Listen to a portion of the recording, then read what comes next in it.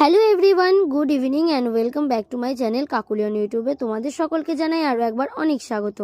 বন্ধুরা, এই শীতে ভীষণ পরিমাণে কি তোমাদের ঠোঁট কালো হয়ে যাচ্ছে, ঠোঁট ফাটছে, ঠোঁট থেকে রক্ত বেরোচ্ছে বা ঠোঁট খুব নির্জীব হয়ে পড়েছে, রুক্ষ সূক্ষ্ম হয়ে পড়েছে? তাহলে আজকের এই উপায়টি করে দেখো।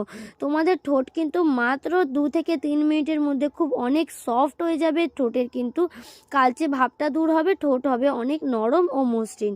তার জন্য কি করতে হবে? একটা পাত্রে নিয়ে নাও হাফ চামচ অথবা 1 চামচ পরিমাণ মতন চিনি।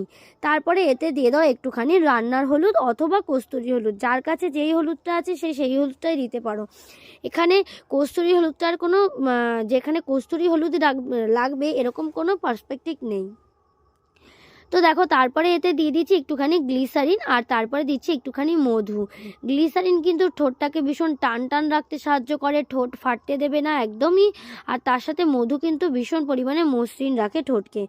এবার এই চিনি, হলুদ এবং গ্লিসারিন এবং মধু, এই প্রতিটা উপাদান খুব ভালো করে মিশিয়ে ঠিক এই রকম একটা ভীষণ একটা জেলি জেলি টাইপের কিন্তু একটা মিশ্রণ তৈরি হবে। এখানে কিন্তু কোনো রকম লেবুর রস বা জল বা গোলাপ জল বা দুধ কোনো কিছুই কিন্তু এখানে ব্যবহার করবেন। জাস্ট মধু আর গ্লিসারিন দিয়ে কিন্তু চিনি আর হলুদটাকে এইভাবে নরম করে নিতে হবে।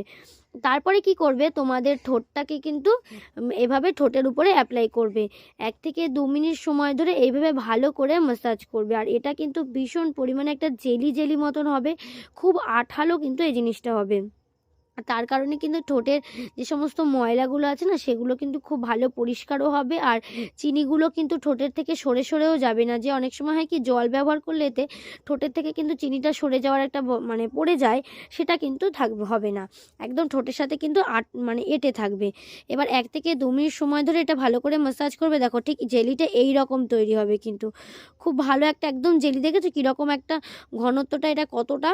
এবার দেখো কি করবে, ওটাকে একটা নর্মাল জল দিয়ে 2 মিনিট ধরে ম্যাসাজ করার পরে নর্মাল জল দিয়ে ধুয়ে আসবে। তারপরে কি করবে, নিয়ে নেবে একটুখানি নারকেল তেল। শীতকাল যেহেতু, তাই নারকেল তেলটা একটু জমে গেছে, তাই কোয়ান্টিটি কিন্তু একটু বুঝে শুনে একটু কোয়ান্টিটি নেবে। কারণ একটু সময় পরে যখন জিনিসটা গলে যাবে তখন কিন্তু অনেকটা পাতলা হয়ে যাবে। তাই আমি দেখো এখানে নারকেল তেলটাকে হালকা করে একটু গলিয়ে নিয়েছি। তারপরে এতে অ্যাড করছি কিন্তু আমি এখানে ভেসলিন। নারকেল তেল আর ভেসলিন কিন্তু সম পরিমাণে এখানে রাখতে হবে। নারকেল তেল যদি তোমরা হাফ চামচ ইউজ করো, তাহলে ভেসলিনটাও কিন্তু হাফ চামচই নিতে হবে। তারপরে নিয়ে নেবে একটা ভিটামিন ই ক্যাপসুল।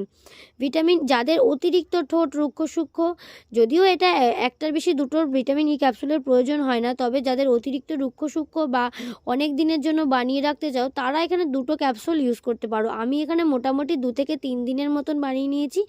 আর ফার্স্ট যে রেমেডিটা আমি দেখালাম, সেই রেমেডিটা তোমরা প্রত্যেক দিন করতে পারো। যদি কম সময় থাকে তাহলে তোমরা সপ্তাহে অন্তত 2 থেকে 3 দিন ট্রাই করো, দেখবে 1 সপ্তাহের মধ্যে তোমাদের ঠোঁট কিন্তু একদম পুরো পরিষ্কার হয়ে যাবে। ঠোঁট কিন্তু একদম নরম, মসৃণ এবং উজ্জ্বল হয়ে উঠবে।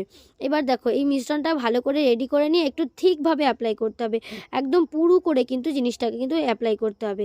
এভাবে অ্যাপ্লাই করে 2-1 মিনিট রেখে দিয়ে তারপরে একটা ভিজে কিছু দিয়ে ঠোঁটটাকে মুছে নেবে। আর দেখবে এতে কিন্তু ঠোঁটের যে চারপাশে যে বর্ডার লাইনটা, ওটাও কিন্তু অনেকের কালো হয়ে থাকে, সেটাও কিন্তু অনায়াসে কিন্তু পরিষ্কার হয়ে যাবে। আর ঠোঁট কিন্তু অনেক বেশি নরম, মসৃণ দেখাবে। তো ভিডিওটি এই পর্যন্তই। ভালো লাগলে লাইক করো, চ্যানেলে নতুন হলে সাবস্ক্রাইব করো।